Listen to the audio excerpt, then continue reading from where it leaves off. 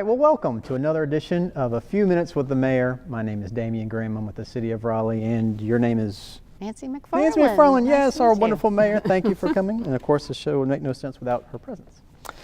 So, Mayor, we've had a lot going on, as always, and some really tough situations. The first one we're going to talk about is Hurricane Matthew and just the devastation that it caused all around Raleigh and within Raleigh. Just share with us your reflections of the storm and some of the recovery.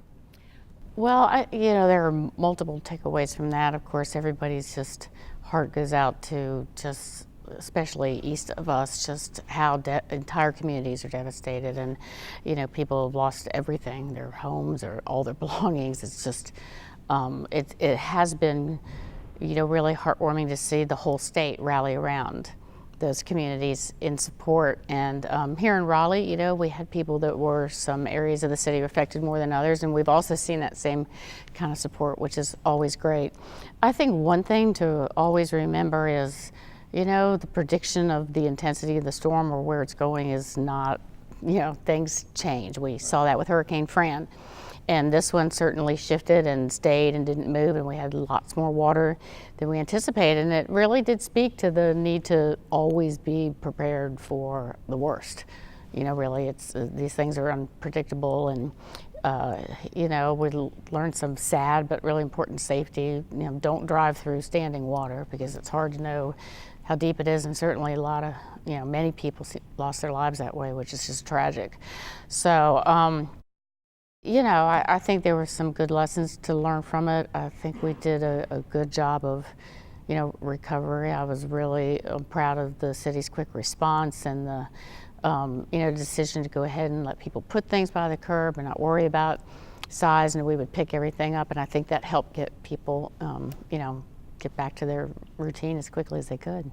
Yeah, it's so humbling in the middle of it when you lose power. You just quickly forget how reliant you are on that, and so you don't have it, internet or power. It suddenly you just feel helpless, and that's not a good feeling. Yeah, to have. and some people had to throw out all their food, and for some people that was really tough. If you're doing paycheck to paycheck, and all of a sudden all your food in the refrigerator, everything you store in the freezer is gone, that makes a big difference. So there were a lot of small impacts, I think, that also made impressions on people that they might not have realized before. Certainly. Well, let's pivot a different direction. We've had a couple of council meetings since our last chance to record this, and a lot of the cases that the council is reviewing are individual zoning specific issues. Right. Are there some trends that you're seeing or something that you've noticed?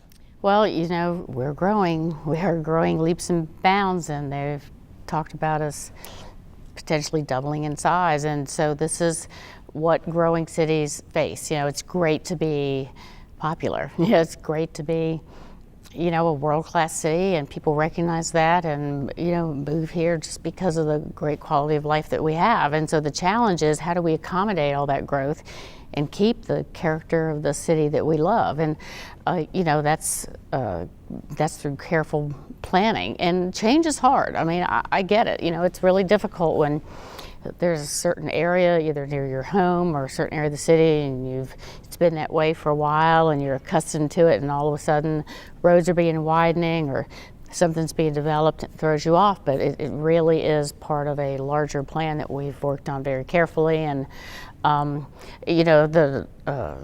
will be after the election, but we do have a transportation referendum, which will be incredibly important to how we grow in the future, because we're going to have to look at denser areas, because actually we're seeing a demand for that.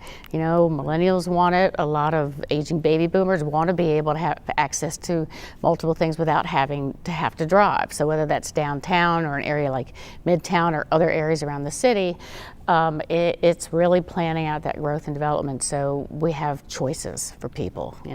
Some people will always want a more suburban life, and some people love living downtown, and that changes throughout your life. So it's really about providing great choices for people. So, as any growing community, or frankly most communities face, we have some challenges as a community. And so you recently announced a series of conversations called Community Conversations. Right. Tell us more about what those are. Why are they important, and what are they? Well, they are a unique opportunity for the community to come together and really sit together and talk together about, you know, some of it is the national conversation we're seeing about race relations and national conversations about police, but really it's about our community and what do we feel and what do we face. And we're going to have 2 citywide meetings, but at those meetings, you know, it's really going to be small group discussions in a very safe environment because we want people to be honest.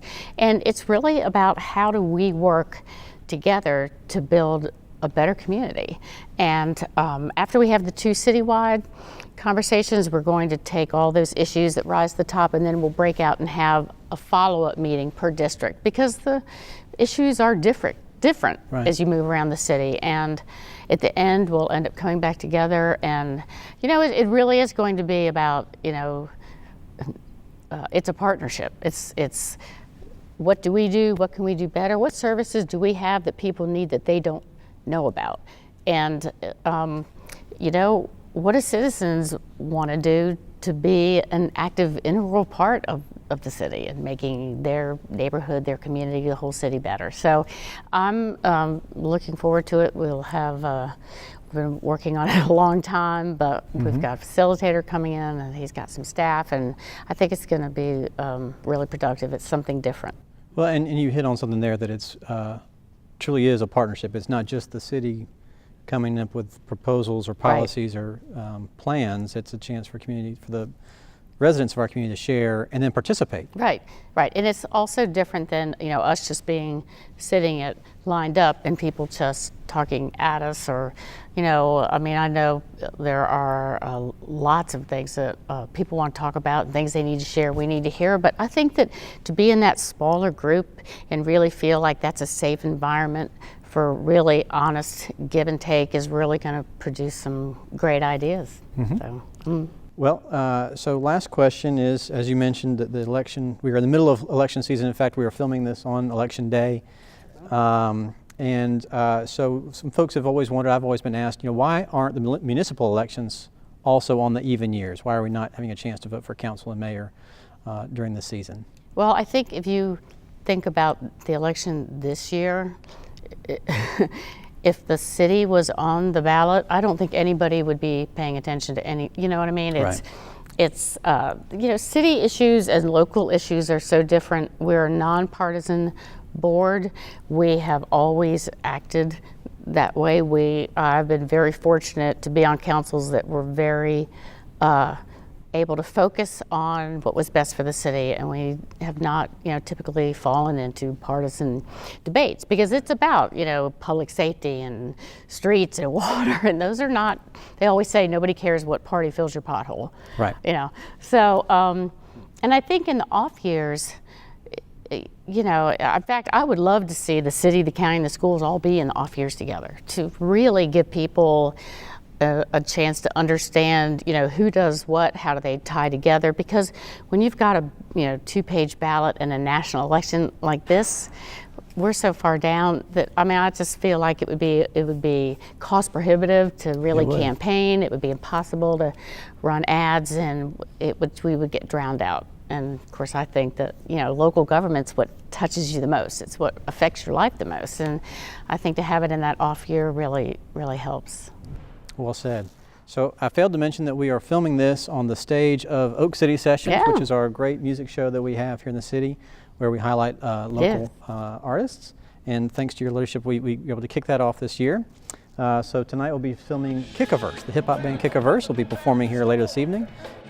And you can see that show very shortly. But as always, Mayor, we appreciate you taking time out of your busy schedule to be here. And folks, check us out next time. Thank you. Thank you. Happy to be here.